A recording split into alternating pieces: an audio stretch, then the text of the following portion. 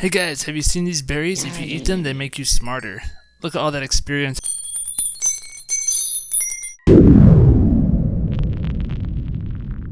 Welcome back guys, this is Bedrockium playing some Feed the Beast. We got over here, I put up the rest of the building around our eggplant farm, and it looks pretty cool. Got some quite clear glass from Ender.io. Changed out the floor a little bit, marble brick on top, a little smoother, it looks a little bit cleaner. We're still working with this 8x culinary generator. I really want to build a big one, but the problem is that requires bedrockium. So we need to get a system to get some compressed cobble going on. Remember, it takes an octuple compressed cobble and a furnace to make a block of bedrockium. Okay, so to build a cobblestone generator, I need a place to put it. And this looks like a pretty good place to put a cobblestone generator. Let's go ahead and hop up here. Now, just regular cobble is pretty boring, so I want to use the chisel from the chisel mod. And here's the recipe for it. Just a stick and an iron ingot. And when you click on the block in the world, voila, it chisels it. Makes it look a lot neater. Just when you thought you couldn't build out of cobblestone, and they add in new features. This is awesome. So that was a lot of chiseling, and I'm still not very close to being done. Let's go ahead and try making a diamond chisel. Let's set it to panel. And how does that work?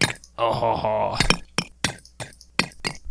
And there is the entire platform ready to go. We're going to make a cobble generator with extra utility transfer nodes, so let's go ahead and make a few of those. First step is some transfer pipe, some chests, some smooth stone, some ender pearls, put it all together and we'll get some transfer nodes. And we're also going to need some world interaction upgrades. If you put a world interaction upgrade on a transfer node that is attached to a cobblestone with a water on one side and lava on the other, then it will become a cobble generator, and a pretty quick one once you upgrade it. This will be fun. Let's make bunch of iron pickaxes. Okay, my inventory's full. So I have a whole stack of world interaction upgrades, and that took a lot of iron to make. So we're gonna hold off on making some more for right now. What I want to make now is an Enderchest so that I can transfer the items from the cobble generator to wherever I'm going to craft them into compressed cobble. I need a bunch of blaze rods. I don't have that many blaze rods right now. So I'm gonna set up and turn our Enderman farm into a blaze farm. I got a reusable safari net. Let's go to the nether and find some blazes. Okay, there's the blaze. I'm going in. Got him. They did not appreciate that. Okay, so I got my safari net with a blaze in it. Back to the mob farm, pull out the enderman, and put in the blaze. Let's see what happens. Alright, farmed a blaze. Nice. That one looks fancy. There we go, some blaze rods. That's what we want. Also getting some sulfur. Apparently sulfur can multiply rubber if you're smelting in the induction smelter. There we go.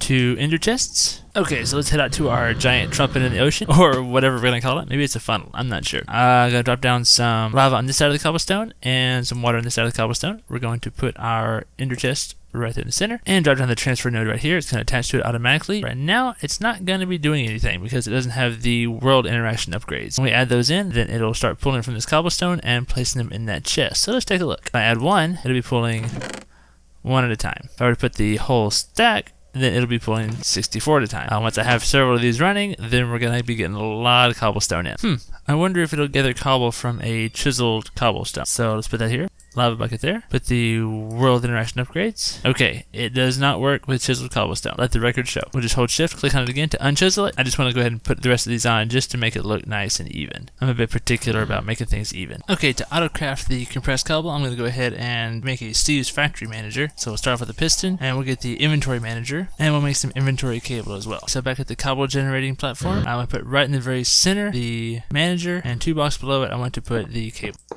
This will allow the manager to see different inventories. So the Enderchest, this is going to match up with the one we have over here. If we open it up, we can see it's full of cobble, and the inventory manager will be able to see that as well. I'm going to go ahead and put an iron chest on top of it. This is where it's going to store all the different compressed cobble. First thing we got to do, make a trigger and an input.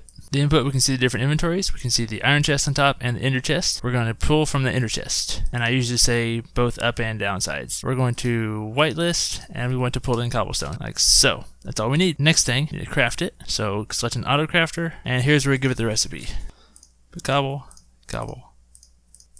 In all 9 slots, and we see that it makes a compressed cobblestone right there. Priority, we don't need to mess with that. Excess inventories, anything extra, we'll just put into that iron chest. There really won't be anything extra, but just in case. It has to know. And once we have that, we're going to make an output. Any output from this, we're going to put into the iron chest, or up and down sides. What we're going to output is single compressed cobblestone. So right now, it's not going to do anything. If we open it up, there's nothing in the top chest. What we do is we connect this to this, connect this to this, connect this to this, and all of a sudden, in the top chest, we have a bunch of compressed cobblestone. Very cool. Now with Steve's factory manager, we can do the exact same thing for making the double double compressed cobble. The really cool part about this, there's plenty of room for programming, and also it doesn't require any power whatsoever. So we'll just go through the same thing we did before. Set up our trigger, our input, our crafter, and our output. Show you how that works one more time. Set the input. Inventory is going to be this time from the iron chest, because that's where the single compressed cobble is stored. We will be looking for single compressed cobblestone. That's all we need. Go to the crafter, our crafting recipe. We're going to put single compressed cobble in each one of the 9 slots, and that's going to make a double compressed cobble. Any extra inventories we'll put in the iron chest. When it's done, output is going to be back to that iron chest. All of the different cobblestone that we compress are going to go back to that same chest. Our output for this one is going to be double compressed cobble. Now right now, this top chest is filling up with regular compressed cobble. When I connect these, that's going to get this sequence going, and we're going to see a bunch of double compressed cobble. That was almost instantaneous how fast this is, and no power required whatsoever. With one block here, we can make all the compressed cobble we want. So this is a really powerful solution. We'll go ahead and program the rest of the different sequences all the way up to octuple compressed, and then we'll come back after a little bit. Okay, so I've programmed all the rest of the commands all the way up through septuple compressed cobble, but then I realized a tragic mistake. This is actually the center, so I am 1 block off. So I checked out the manager duplicator. Supposedly if you shift right click on the inventory manager, it will copy all the programs in it, because if you break it without doing that, it'll just erase them all, and I don't want to do that. So let's do shift right click. It's glowing, so now if I break this, place it down in the actual center, and then if I shift right click with the duplicator, okay, cool. All these red exclamation marks mean that I need to update something. Namely, it's missing a little bit of information that it needs, but that won't be as bad as rewriting all of the programs. So, Manager Duplicator works awesome, helps you fix your mistakes.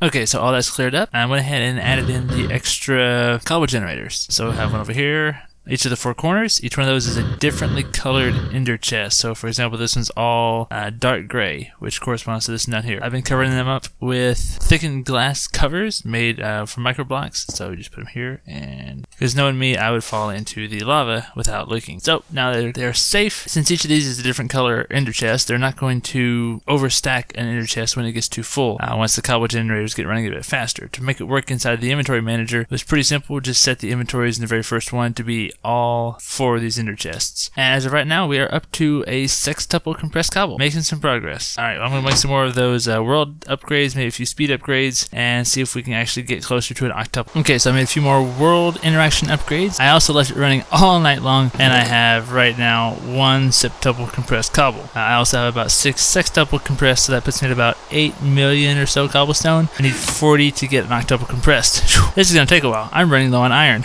On a side note, there's some decoration around here. This is all just cobblestone using the chisel mod. So it made some pretty cool columns, some pretty cool, I like how it looked out.